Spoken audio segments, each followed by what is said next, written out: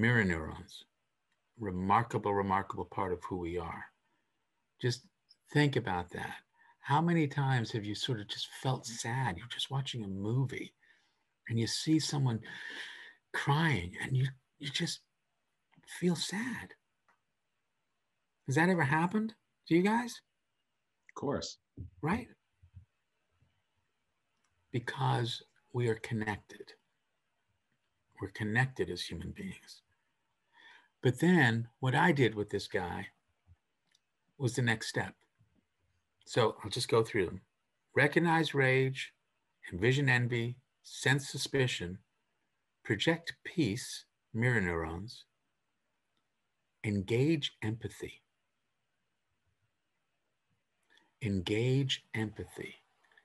When you begin to wonder that I see domain of the I am, how is this person seeing me? How do I see them? They are interested in what I think or feel about them. And empathy is based on another part of our brain. It's still in the prefrontal cortex, which I think is not a coincidence, called theory of mind. Not theory of evolution, theory of quantum mechanics. We can't see someone's mind, so we have to theorize and guess. What are they thinking or feeling? What are they thinking or feeling about me? We theorize about somebody else's inner world. That's empathy. What happens when you engage empathy with someone? They begin to recognize that you see them a certain way, not necessarily as a threat to them, and not necessarily someone superior to them. You engage empathy. Isn't that part of what's happening in mediation? Isn't that part of what you're maybe trying to get to by projecting peace and saying, hey, hey, hey, hey, we keep going down this fight pathway. Where's it going to lead us? What do you think? Well, that's exactly what you're trying to do. You project peace to bring common sense to the situation, right? Step away from the emotion, right? And engaging the empathy is certainly a strategy to help open up the dialogue, right? But then you run the risk of, well, you're obviously you're favoring that person as opposed to me. But to engage empathy on both sides, it definitely will drop that outer shell, right? And make you feel part of them, right? So that you are with them. Right.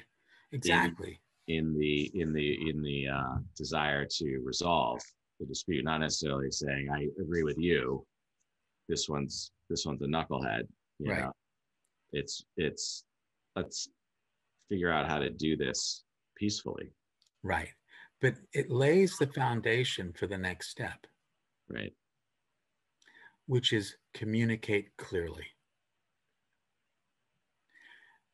Think how many words we came up with just for the word anger. It's remarkable human beings can communicate clearly at all.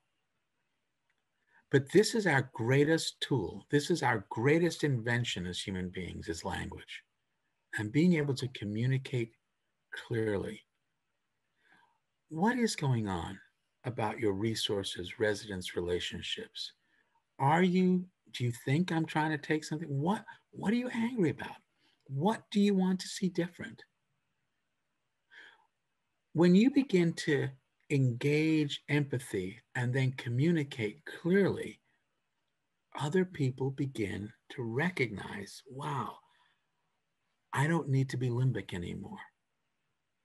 I can shift over to my thinking part of my brain and not just my emotional part of the brain. Can you guys try this exercise for me? All right.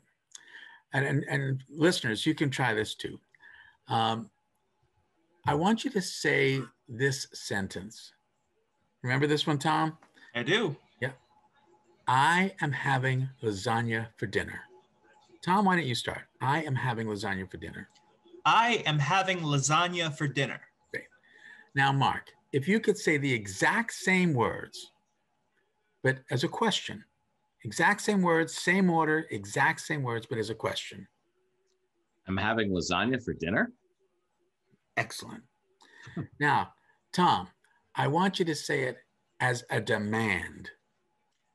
I'm having lasagna for dinner. Yep, great, great.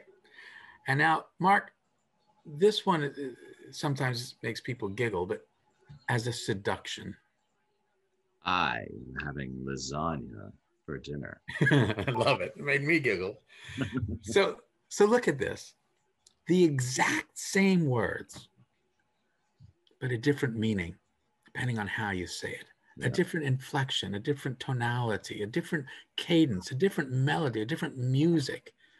The exact same words can have different meanings. So communicating clearly may not always be as easy as you think, but it is critical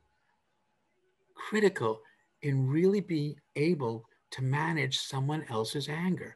Because when you project peace and you've calmed their brain down, you've engaged empathy and sent them the message that you're interested in why they're angry, not defensive about it. I'm not going to let your anger activate my fear. I'm just interested. Part of what the I am is about. I want to look again. Why are you angry? Talk with me, not to me, but with me. Talk with me. I mean, the reason I want the book out there right now is because I think we have an opportunity in our country as never before. Because we know there's anger. We know that there are these huge differences. We know that there's the fear. We know that there's the suspicion. We know there's the envy. But can we now communicate about it? Can we use the I am approach to look again at why people are angry instead of judging them for it?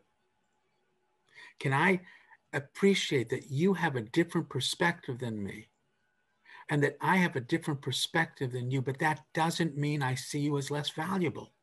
Just because I have a different perspective doesn't mean I'm devaluing you. Just the opposite. I'm interested. The more I can learn from you about your perspective, the more I understand, and I think the safer we all feel. There's anger in the world right now. People want to see something different.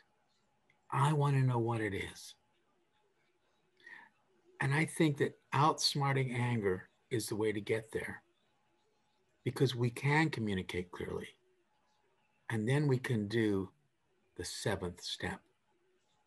Stretch the kindness, rush with madness. Is it sadness or just a show that